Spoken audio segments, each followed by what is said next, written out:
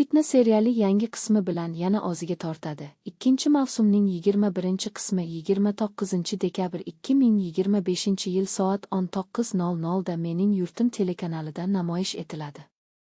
Ushbu epizod voqealarni mantiqiy davom ettirib, tomoshabinni boshidan oxirigacha hushyor holatda ushlab turadi. Serialning kuchli tomoni shundaki, unda shoshma-shosharlik yo'q. Har bir qaror, har bir qarama-qarshilik asta-sekin ochiladi.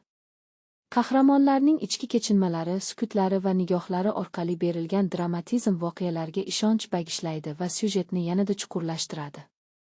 Aktyorlar ijrosi bu qismda yanada pishiq ko'rinadi.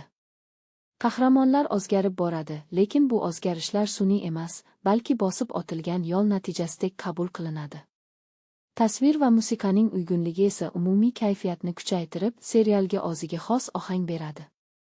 Bu epizoddan so'ng fitna nafaqat syujet bilan, balki mazmuni va yondashuvi bilan ham esda qoladi.